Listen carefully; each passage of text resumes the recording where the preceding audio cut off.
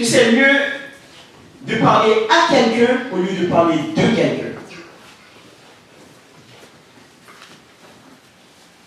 Parce qu'il y a une différence majeure entre parler de quelqu'un et parler à quelqu'un.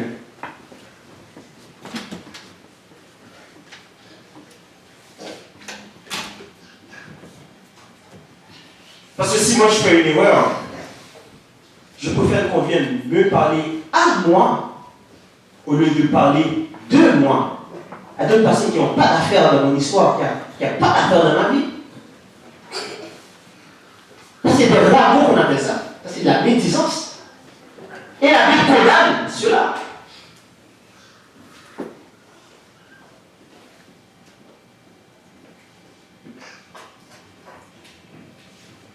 Très souvent, on voit ça. Un frère qui est dans l'erreur, mais ça chuchote. Je sais pas.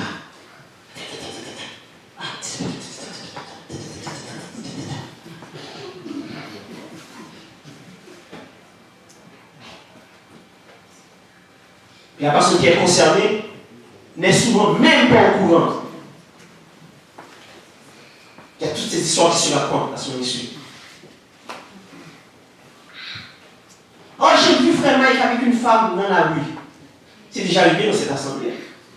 Il fut content. Oh, j'ai déjà vu avec une femme qui n'était pas sa femme. C'était ma soeur, on ne connaissait pas. La rumeur, c'était que j'étais un coureur de jupons.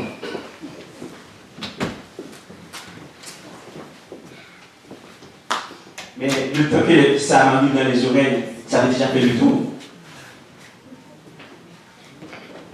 On détruit la réputation, on mine la crédibilité des gens, parce qu'on n'a pas le courage de les affronter et de leur dire la vérité en pleine face.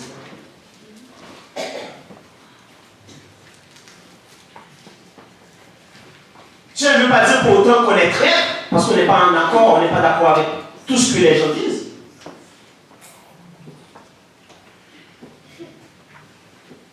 La critique n'est pas toujours mauvaise.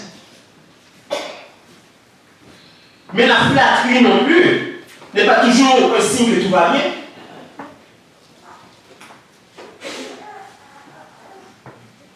La réalité, c'est que il n'existe aucun moyen, il n'y a aucune garantie de vérifier si les gens qui parlent toujours bien de vous,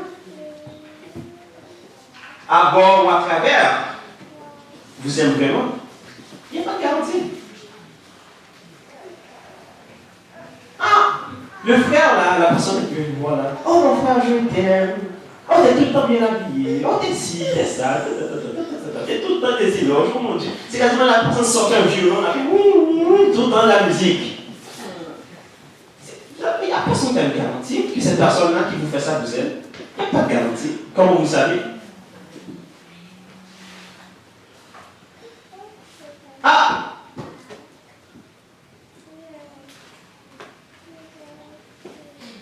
Mais souvent, il est difficile d'évaluer une personne par le message qu'il porte. Parce que si on prend un exemple dans la Bible, hein, Pierre, les baptêmes de Jésus, oh Jésus, je ne te réunirai jamais. Jamais!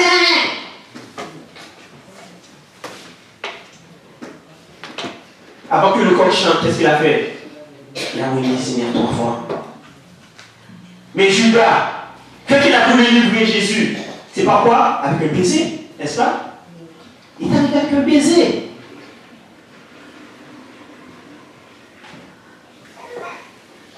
Donc,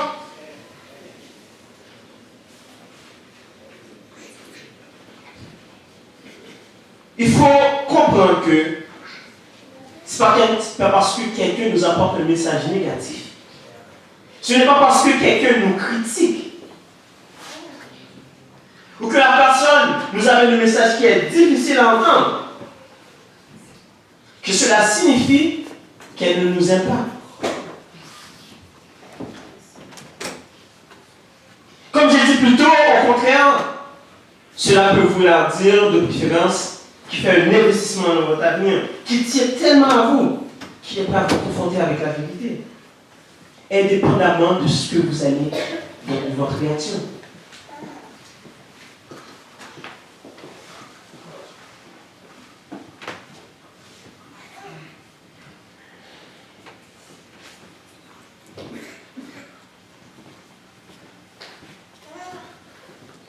Malheureusement, nous vivons dans un monde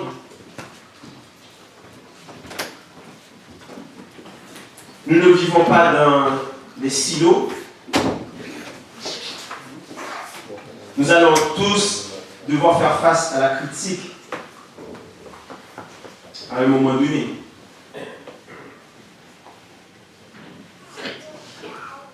Mais je vais attirer votre attention que même parmi ceux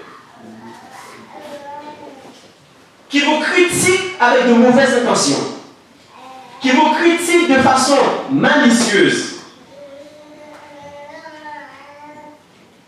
que même dans cette critique malicieuse, il y a toujours une part de vérité quelque part. Il y a toujours un brin de vérité de laquelle nous pouvons apprendre et nous pouvons grandir. Et que nous pouvons devenir meilleurs. Il y a des gens, des fois, qui vont dire des choses avec malice, avec rage, dans le seul but de vous blesser, dans le seul but de vous rabaisser, dans le seul but d'assassiner votre caractère, de détruire votre réputation, de réduire vos habiletés, vos talents, votre productivité. Il va y avoir toujours ces gens-là. Et même lorsque leurs intentions sont mauvaises, je dirais même diaboliques,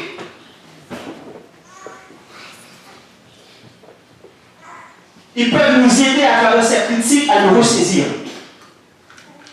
à nous tenir droit, à nous remettre en place et nous rassembler et devenir des gens meilleurs.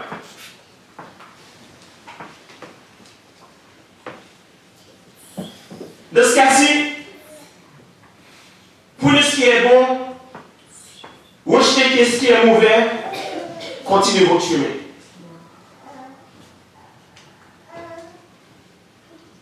Mangez la viande sur l'os, jetez l'os.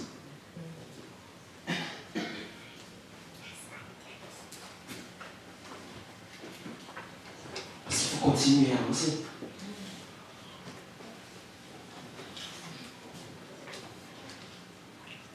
Autre point que je voudrais faire passer, avant qu'on rentre dans le texte.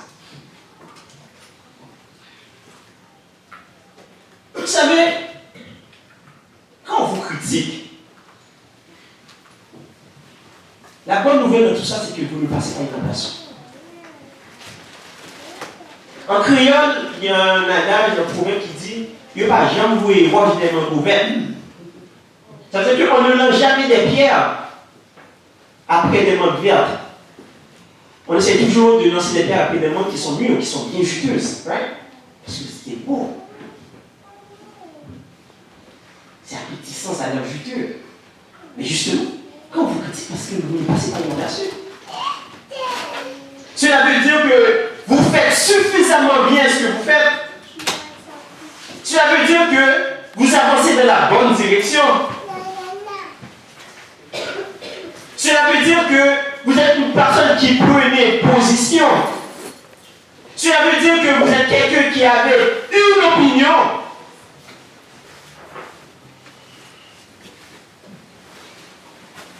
Au point que ça vous vale une ou des critiques. Au point que vous attirez l'attention de ceux qui sont autour de vous. Ça veut dire que vous faites la différence suffisamment que vous tombez sur le radar de vos critiques au point qu'ils parlent de vous. Dès lors, je vous invite à ne pas vous défiler. Il faut continuer à avancer. Car votre talent, votre potentiel, vos actions sont reconnues suffisamment. Parce que la réalité, c'est que, mes frères et sœurs, Il y a des gens de qui on ne parle jamais. Il y a des gens qui sont dans une pièce, on ne les remarque même pas.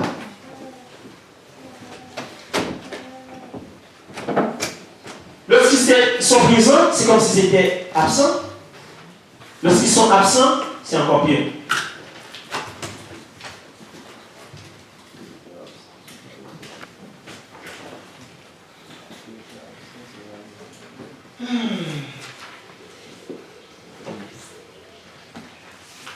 Parce que la meilleure façon d'éviter la critique,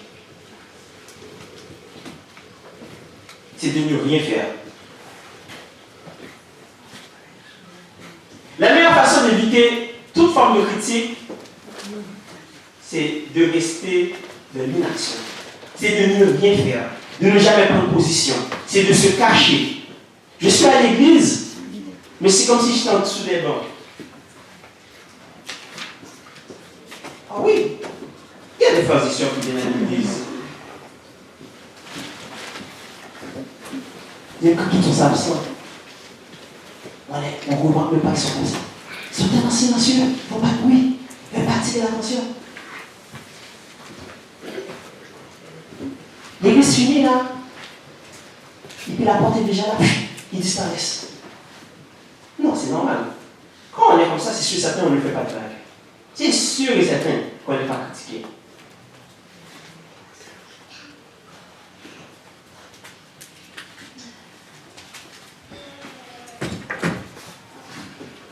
La vraie vérité, c'est que chaque fois que quelqu'un lève la main, il dit je veux faire quelque chose, je peux vous garantir qu'il va déjà avoir quelqu'un qui va dire qu'il n'est pas d'accord.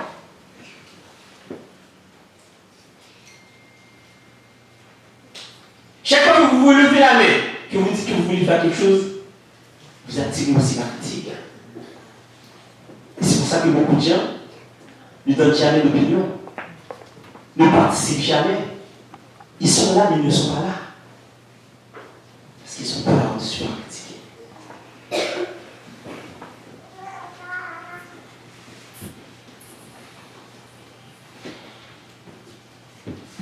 Chaque fois que vous entreprenez quelque chose, il va y avoir quelqu'un pour venir saboter votre œuvre. À moins d'être tenace, à moins d'avoir un caractère fort, d'être déterminé, à moins d'avoir une position claire et définie, à part d'être prêt à faire face à la musique et de se tenir au milieu de la tempête, de poursuivre votre destinée, à moins de tout cela, vous risquez d'abandonner en cours de route. Nous pensons souvent que c'est parce que nous sommes une bonne personne, parce que nous posons de bonnes actions, parce que nous faisons de bonnes œuvres, parce que nous sommes gentils avec tout le monde. Nous pensons que, à cause de tout cela, on s'attend que tout le monde, normalement, va nous applaudir, va nous féliciter, va nous aimer. Parce qu'on dit, oh, je suis une bonne personne, je fais tout ce qui est bien, j'aide les autres, je fais ci, je fais ça, on s'attend à ça. Oh, je fais des choses positives dans le monde, je fais des choses positives dans ma congrégation, dans ma famille, dans mon entourage. Et on s'attend que l'appui inconditionnel va venir naturellement. Et que les encouragements vont pleuvoir de toutes parts. C'est sûr à quoi ça qu'on s'attend. Mais malheureusement, plus souvent que jamais, ce n'est pas le cas. Et la substance du texte de ce matin réside dans le fait que Jésus a été critiqué pour avoir posé une bonne action pour une bonne cause.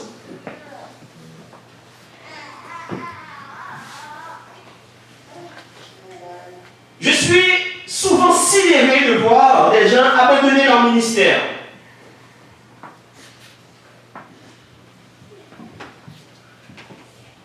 Je suis sidéré de voir des gens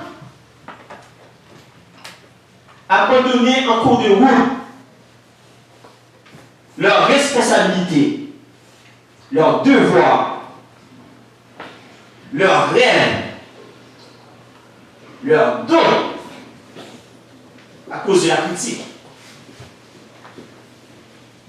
Et ça me trouble aussi de voir les gens qui tombent aussi dans l'abîme de la dépression, parce qu'ils n'ont pas reçu l'appui de tous et le soutien de la majorité. Et malheureusement, qu'est-ce qu'ils font? Ils abandonnent tout.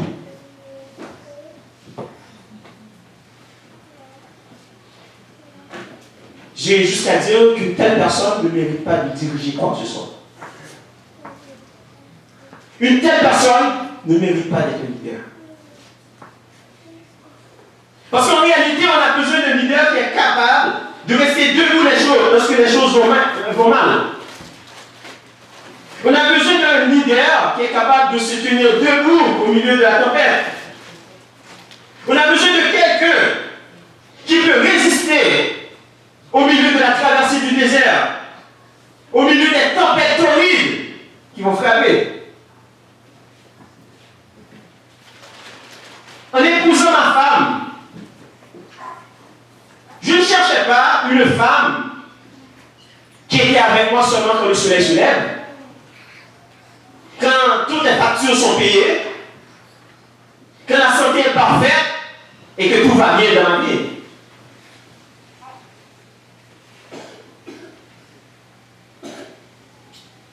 J'ai fait le choix d'une compagne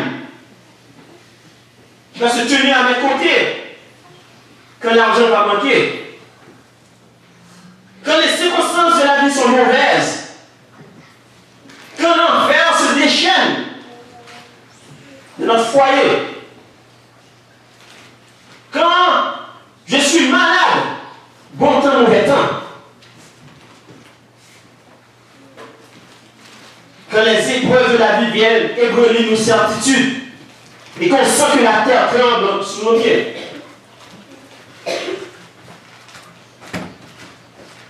On a tous besoin d'amis, de frères. Nous avons besoin de prédicateurs. Nous avons besoin d'anciens.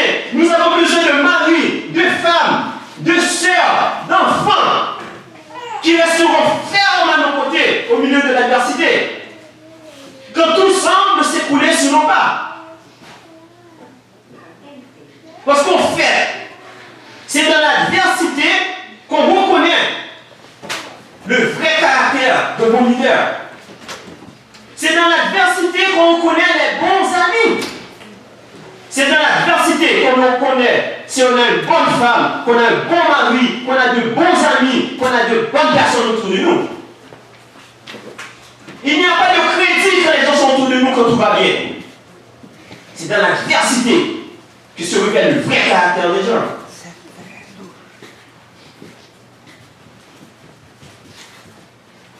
Jésus, dans Jean 10, verset 27, a dit: mes brebis entendent ma voix. Je les connais et elles me suivent. Mais les brebis suivent. Ils connaissent la voix de Jésus. Est-ce que c'est par hasard? Non, il n'y a pas d'hasard. C'est parce que Jésus a mérité le droit d'être entendu. À travers les différentes épreuves, à travers les différentes circonstances qui se remettent, il a prouvé son leadership, qu'il méritait d'être le bon berger pour que cette brebis la suive. Le respect ne se donne jamais. Le respect doit se gagner et se mériter. Je vois des gens qui exigent qu'on les respecte. Mais dans leur comportement, sont des lâches. Ils n'ont jamais de position sur quoi que ce soit. Moindrement que les choses viennent mal, ils courent. Je voulais avoir le respect. Les gens ne nous respectent pas parce qu'on a une entreprise. Les gens ne nous respectent pas parce que vous avez un ministère. Les gens ne vous respectent pas parce que vous êtes bien habillés. Les gens vous respectent à cause de votre force de caractère, de votre capacité à endurer les adversités. Les gens vous respectent parce que vous avez des convictions profondes, que vous êtes prêts à défendre. Les gens vous respectent parce que vous n'avez pas peur de prendre position sur des sujets qui sont difficiles. Tous ne vous aimeront pas, mais au moins ils diront, je ne suis pas souvent en accord avec lui. Mais mon Dieu, ce monsieur-là a du caractère. Mais mon Dieu, ce monsieur-là a des convictions.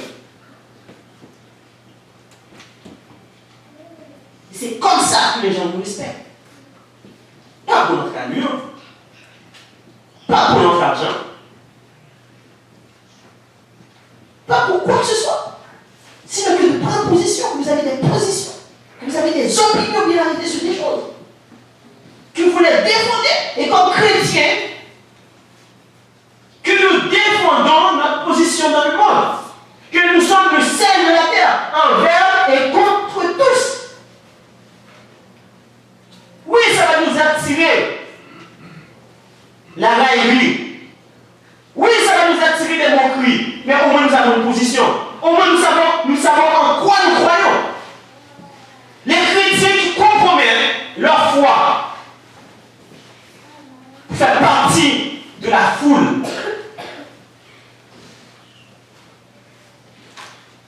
Combien de chrétiens, quand ils sont au milieu des gens du monde, se comportent comme eux? Parce qu'ils veulent se faire accepter des autres.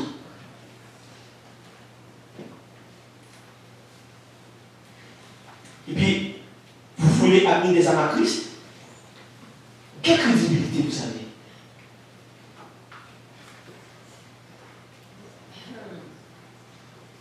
Les gens ne nous jugent pas sur ce qu'on dit, les gens nous jugent en fonction de nos actions.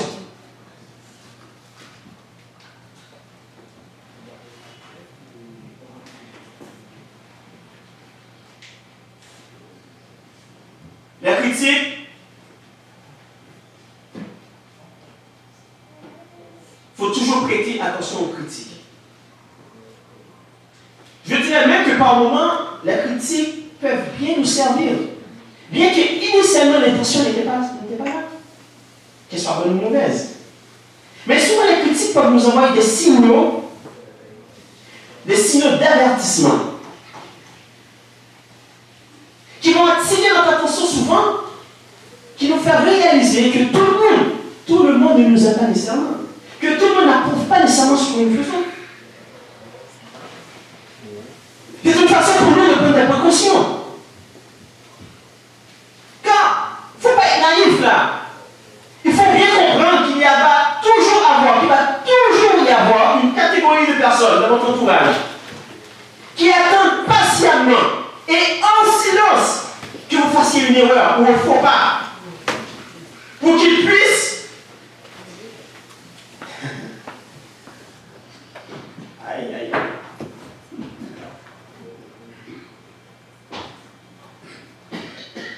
avoir des gens dans votre entourage qui attendent patiemment mais en silence que vous fassiez un faux pas, que vous poussez le bouchon un petit peu trop loin, que vous trébuchiez, vont profiter de l'occasion pour vous détruire. Évitez malheur à celui pour qui le scandale arrive. Oh oui! Il y a des gens qui vous voient là, vous êtes des chrétiens, vous marchez d'une certaine façon. Oh, elle là, elle se comporte comme si c'était la meilleure personne. Oh, comme si c'était elle la plus sainte. Comme si c'était elle ci, c'était ça. Est-ce que vous savez des fois, parce que malgré que vous faites le bien, ça dérange des gens? Est-ce que vous savez parce que vous avez un bon comportement, parce que vous agissez toujours de la bonne façon, que ça vous attire la critique, que les gens vous détestent parce que vous êtes heureux, parce que vous avez une bonne attitude? Est-ce que vous êtes conscient de ça? Mais vous savez, ces gens-là sont là en silence si vous attendent. Le premier faux pas que vous faites, ah mon Dieu, ils ont trouvé la porte de sortie, ils ont trouvé l'occasion rêvée de vous fesser par terre.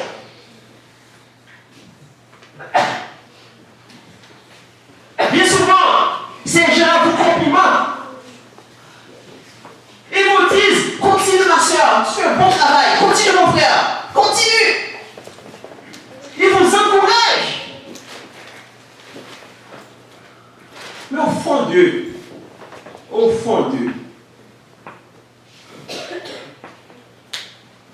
ils attendent juste le matin lorsque vous allez vous casser le bec. Ils vont vous dire, oh, c'était prévisible. Oh, j'avais vu ça arriver, c'était bon. Oh, je savais que ça allait arriver. Oh, c'était pas normal. C'était pas normal qu'ils soient aussi bons, qu'ils soient aussi parfaits, qu'ils soient aussi ci, qu'ils soient aussi ça. Oh, je savais, c'était pas normal. Oh, il cachait des affaires. Oh, il avait une vie secrète. Oh, finalement, il vient de se dévoiler au jour. Vous allez passer 10 ans sans faire d'erreur. La première occasion.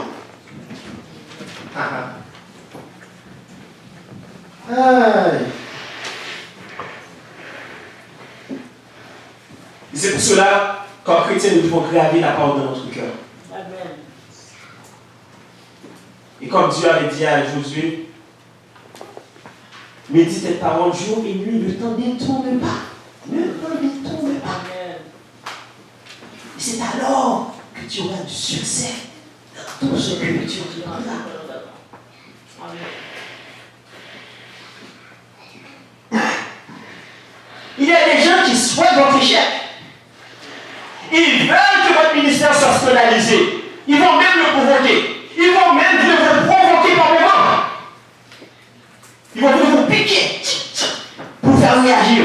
Et à moindre occasion que vous réagissez, ils vont utiliser votre réaction pour scandaliser votre ministère.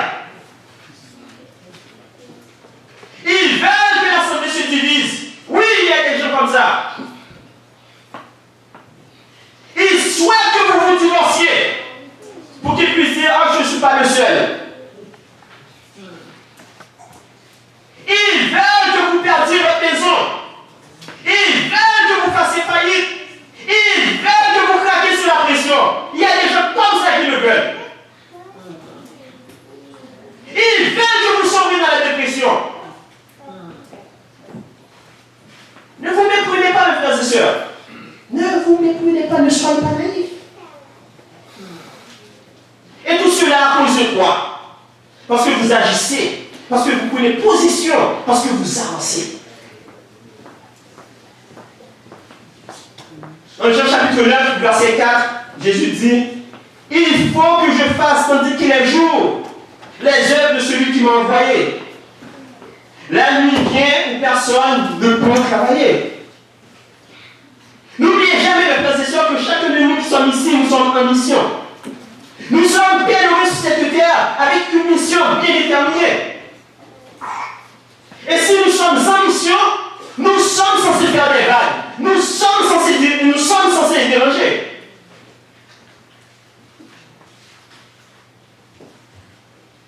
Est-ce que vous vous rendez compte qu'il y a plus de 7 milliards de personnes sur terre? Et puis vous espérez que lorsque vous prenez position, il va y avoir personne qui va vous contredire, qui va vous contester, qui va vous mettre en question. Il va toujours avoir quelqu'un qui ne sera pas d'accord. Je peux faire de loin quelqu'un qui prend position. Je peux faire de loin quelqu'un qui se tient debout. Je peux faire de loin quelqu'un qui a une opinion sur quelque chose. Que quelqu'un qui cherche toujours l'unanimité. Notre rapidement le passage, mon Dieu. Je n'aurai pas le temps de finir. Parce que le temps nous file. La Bible nous dit que pendant que Jésus prêchait dans la synagogue, il vit cette femme. Jésus la vit. La Bible nous dit que cette femme était possédée par un mauvais esprit qui l'a courbée pendant 18 ans. Elle était infirme. Et pendant 18 ans, cette femme se présentait à la même synagogue. Et je voudrais plus attirer votre attention sur la foi de cette femme. Pas la foi qui a amené à sa guérison, mais la foi qui a fait que pendant 18 ans, pendant 18 années, elle se présentait à la même synagogue dans l'espoir de trouver délivrance. Nous l'imaginons, nous, avec nos deux pieds, nous sommes sur nos deux pieds. Nous avons la santé et nous trouvons le moyen de dire dimanche matin, je suis fatigué, j'ai trop travaillé, puis je ne peux pas venir à l'église.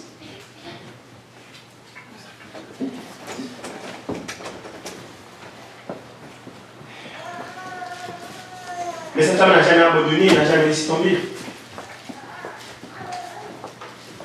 Elle avait la foi avant même d'être guérie, avant même d'avoir rencontré Jésus. Malgré qu'il n'y avait aucun changement dans sa condition, dans son état. Mais la Bible nous dit, pendant 18 ans, elle était là.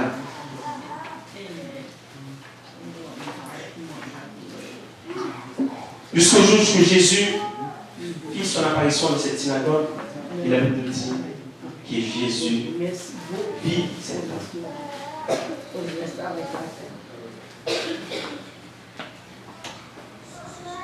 Malheureusement, nous devons faire défaut. À une prochaine occasion, je prendrai le soin de continuer parce qu'il y a tout un autre message qui se cache en arrière de cette action que Jésus a posée et la critique que ça lui a valu. De voir comment est-ce que la critique, des fois, on peut utiliser les Écritures, des fois.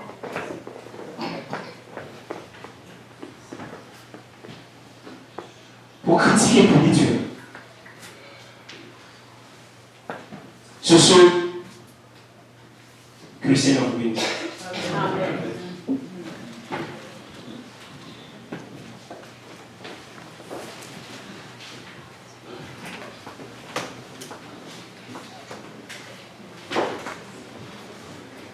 Nous allons chanter le numéro 205. Travailleurs et luttants, nous sommes au Seigneur. Travaillons, Seigneur.